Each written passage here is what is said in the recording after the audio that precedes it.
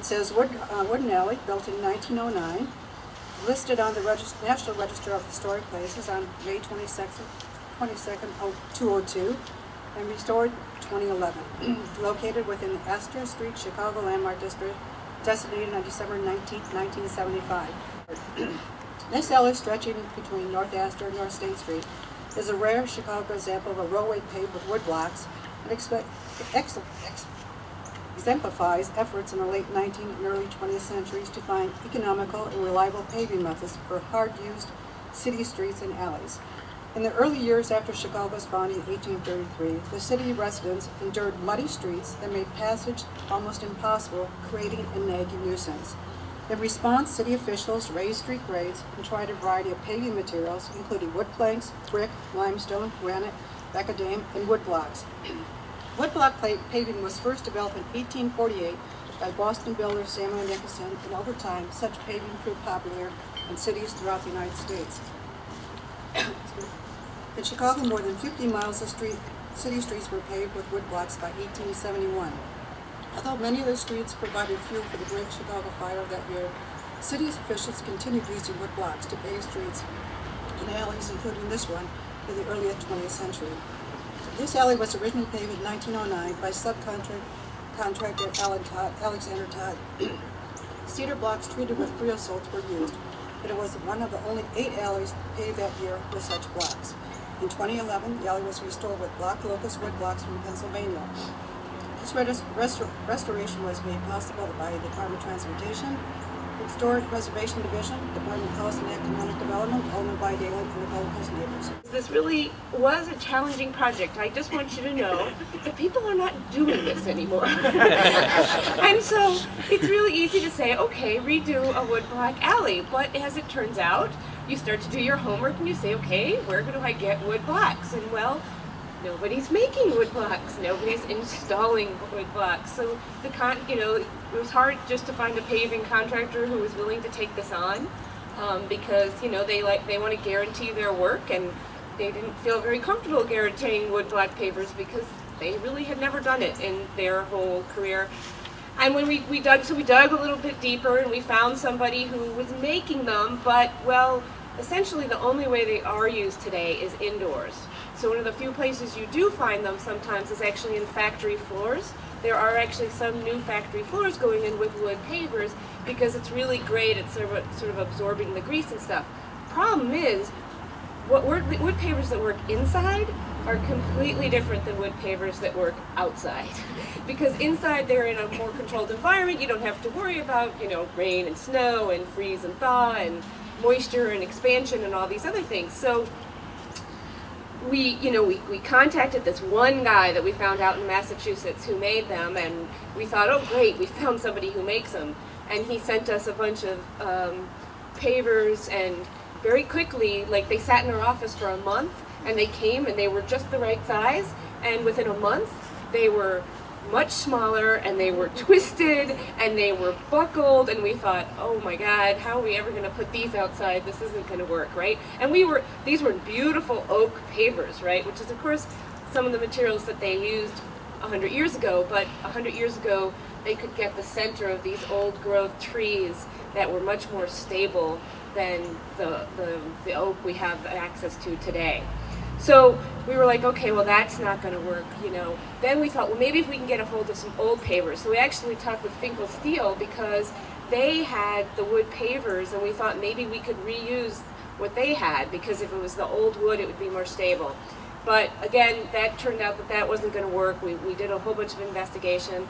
Then we thought, well maybe if we can get some old wood in some other form so that again it would be more stable and perhaps already treated too, because this was the other issue. The old pavers, right, they soaked them in creosote. And creosote, while it does a wonderful job at preserving these wood pavers, is really a banned substance at this point, and is, a carcinogen and all sorts of other fun things. And so we went to find old railroad ties. And we found all these sources of old railroad ties, and we found someone local who said they could cut it for us. And we went through this whole process, and that turned out not to work.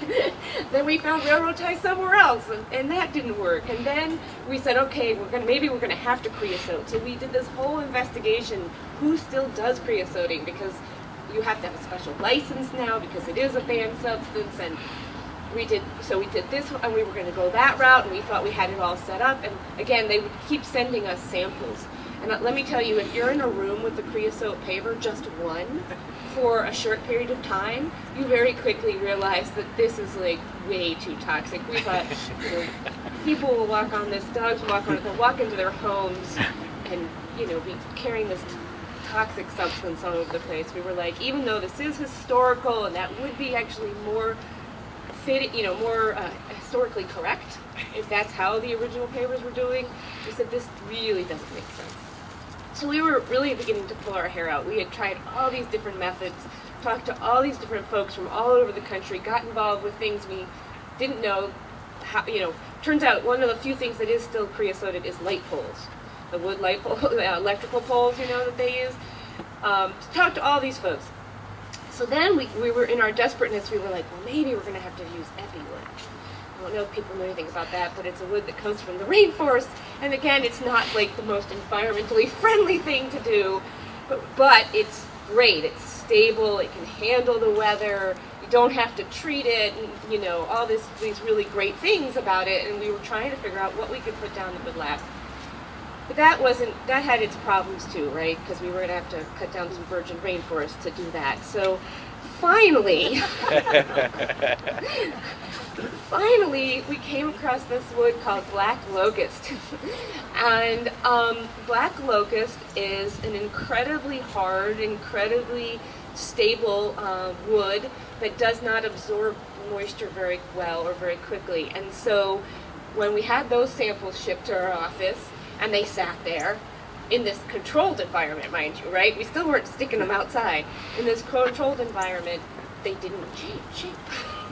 And we were like, okay, we think we found it. And actually, the sort of silver lining on it all is it turns out that it's sort of a scrap wood down in Pennsylvania where we got it from. They cut it down because a lot of the trees are kind of considered sort of invasive weed trees. So it turned out to be actually a fairly cost-effective way to do it. Of course, still had to have somebody who could turn it into pavers. So we did go back to Massachusetts, and the one guy we had found that made pavers had to marry him up with the guy who could supply us the black locust. And a lot of logistics here, let me tell you. Get them to get together and get the person here in Chicago who was actually going to put the pavers in to make sure that they coordinated all this. And that alone, let me tell you, was quite a process to accomplish and to get all these guys, because they kept saying, no, this wood's going to disappear, you're not going to get it if you don't get the order in by this date, and all those kind of good things. So the long and the short of it is, though, we're here today, and we managed to get the wood. We feel it's probably the best wood we could have ended up with. It's not obviously exactly what we're standing on right now, which is a piece of the historical alley that was here that we salvaged and sort of concentrated so that there would be this piece left that really did represent those original pavers.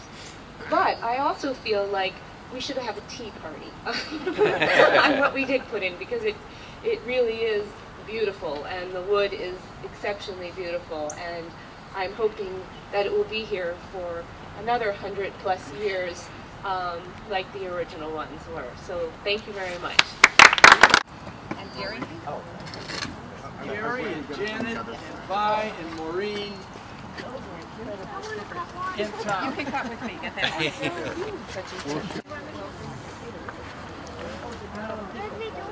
Start with you? Sure, let's help out. On 3. 1, 2, 3.